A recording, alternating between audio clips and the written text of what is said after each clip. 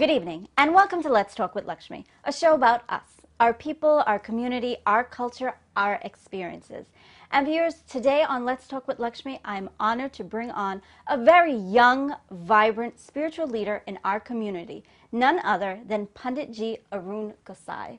Arun is a graduate of Stony Brook University. He's currently an accountant in Manhattan. Arun Ji, welcome to Let's Talk with Lakshmi. Thank you very much, Lakshmi-ji. Before I begin, I'd like to say namaskar to you and namaskar to all our viewers. Namaskar. I must say what a pleasure it is to be on this program. I watch it religiously, I must say.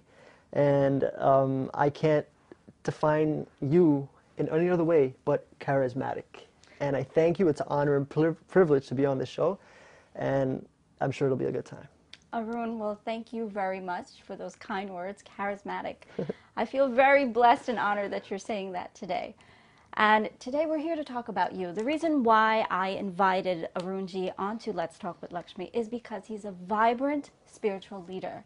And you are doing so much today with the youths in our community as far as, I know you do a lot in the Hindu religion, but I know you're also humanitarian at large. And you're also very young. I mean, I'm not going to ask Arunji how young he is, but I'm sure he's in his 20s, as we can all tell, and very handsome also. Thank you. But Arunji, tell me, as a young spiritual leader, what is your message to the youth today or to our community at large? Well, the message could be carried out across the spectrum of people that are in our community. We live in a city that's very vast, a lot of diversity, a lot of people of different cultures and religions. And the message that I would relay in a public setting such as this, in a forum such as this, is a message of unity. Okay. And basically that's what religion is. It comes from a Latin word called religio, which means to get back or to unify.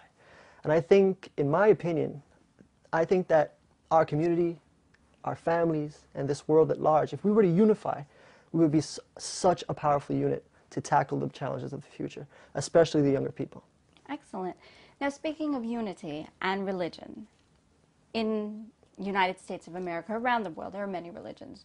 Hindus, Muslims, Christians, Buddhists, and you speak of unity. Mm-hmm.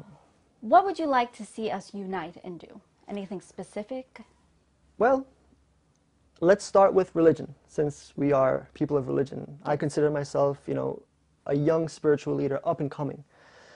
People of different faiths and religions have to realize that there is one God, all right? Our Hindu religion is monotheistic. That means we believe in one Lord. But that one Lord takes many manifestations to suit the needs of its devotees or followers. It doesn't matter if a person believes in Jesus. It doesn't matter if a person believes in Allah. It doesn't matter if a person believes in Krishna, Ram. They're all the same in the science of Hinduism. And Arun, I feel, when I listen to the scriptures or read scriptures or even watch any of the Ramayans on television, I feel like all of the stories, whether it's about Ram, Krishna, if you look at Christianity, there are very, very similar stories. Definitely. Of Jesus Christ.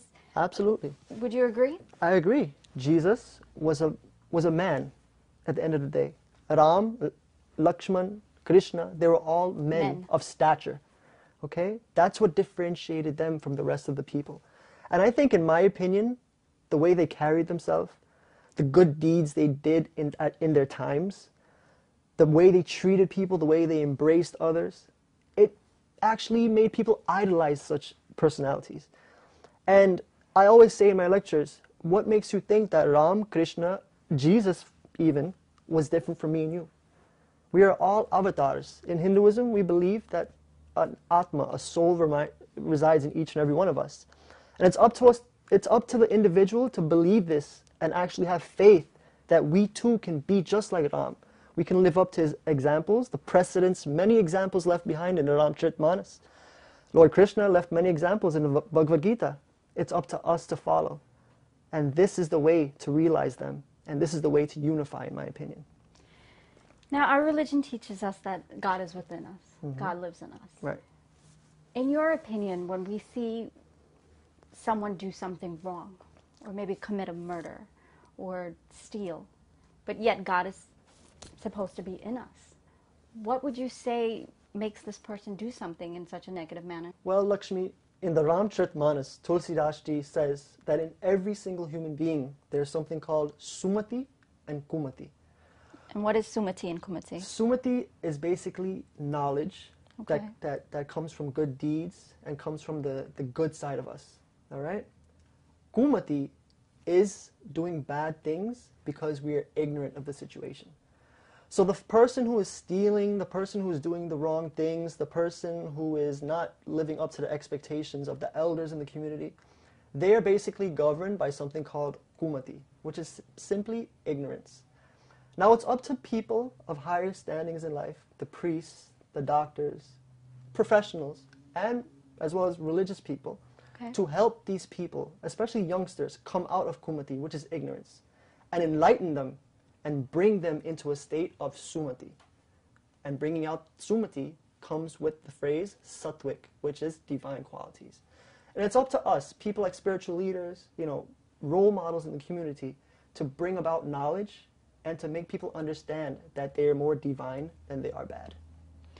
Now, in the Hindu religion, we believe in reincarnation. Mm-hmm. Now, if someone is performing these evil deeds and are not helped by spiritual leaders, they haven't been privileged enough or fortunate enough, I should say, to be helped. Mm-hmm. Would you believe that they would come back and be reincarnated again, or do they go to the underworld? What is your opinion on that? Well, in Hinduism, in Sanatana Dharma, we don't really believe in an underworld. Okay. We believe that the underworld and heaven, right, resides right here on earth. So judging from our good deeds and what we do, if you plant a mango seed, a mango tree is going to grow. Right. If you plant a cherry seed, a cherry tree is going to grow. So depending on what we do in our life, whether good or bad, we will reap those fruits later on. Have you ever wondered why a good person suffers in this life? Of course. Of course. All of us wonder why. This is a great phenomenon, and this is where the law of karma comes in.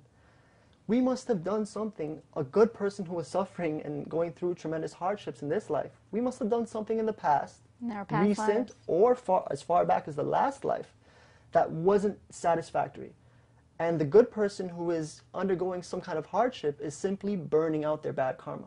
That's why a good person who is going through hardships and a person who continues to do good in the face of those hardships, they always win out at the end because they're planting good seeds.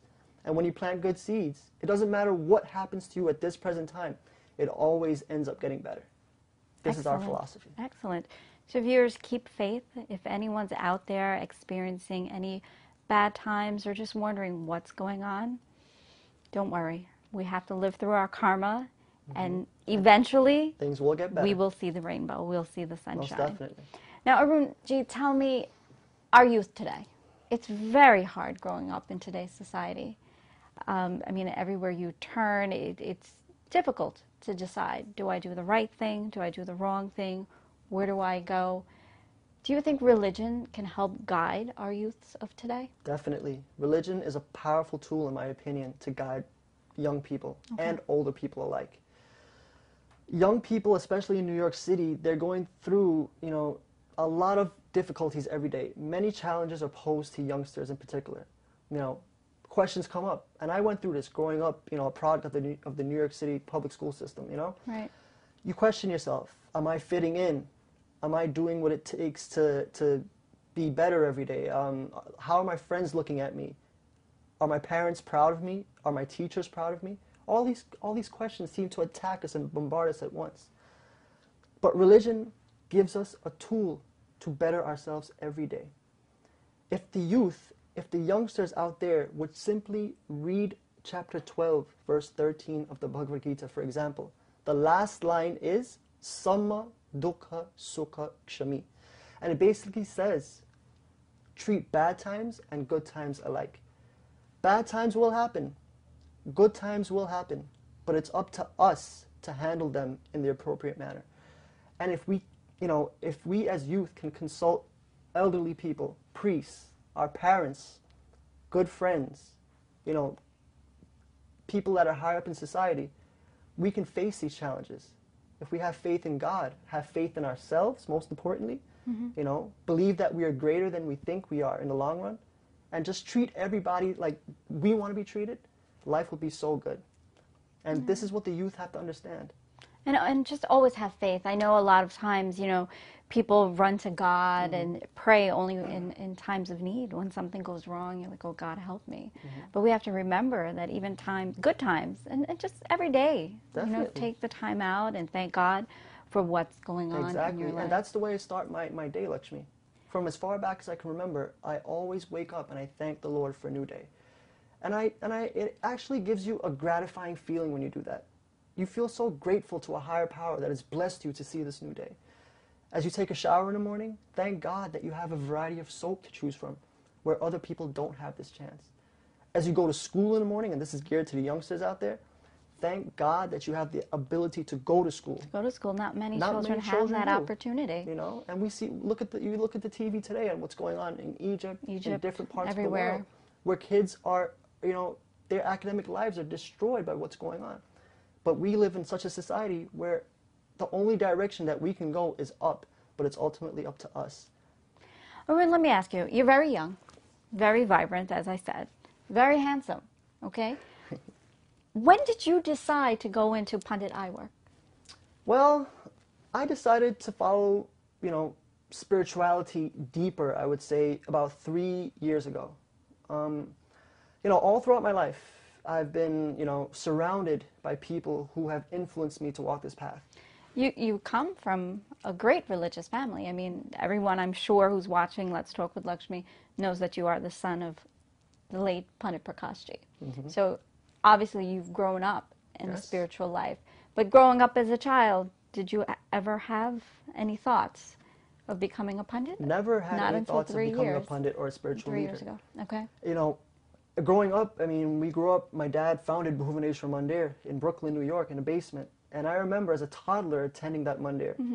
And, you know, as a toddler, you get enthralled in the kirtans and bhajans, and you just grow up in that environment. And as I grew and grew and grew and got older and older, you know, and advanced in age, kind of, per se, you know, it just turned into a passion. You know, I loved it. Just like tabla. I loved playing tabla. It was just a passion. And you're a great tabla player, may I add? Thank you. And, you know, it's all attributed to my Guruji, Lal Singh, who lives in Guyana currently, but comes back and forth to New York. And he's taught me a lot of life lessons as well. But going back to Bhuvaneshwar and going back to the way I grew up, you know, Dad played an integral part in my life. Not only Dad, but my Aja, my dad's father. He is today a great stalwart of the religion. He still does his pujas. He prays religiously every day. And he's a humanitarian at heart as well. So growing up in this environment and growing up around these people just propelled me to walk this path. You were molded. Yeah, I was molded. You were molding, and it came to the right timing, which was 3 years ago. Correct. And, you know, it all started off by just saying a mantra here and there and me being given a chance. And that's, you know... But tell me, where do you get your inspiration and your style? You have a totally different style, young, I think, that will attract not only the younger people who you know, may not really feel that they have the time to go to temple or the interest to go to temple, but when you preach, I feel that you get directly to the point. You have a moral, a value, a lesson to be learned. Where does your inspiration, where does your style come from? Well, my style basically comes from being around my dad my whole life. Now,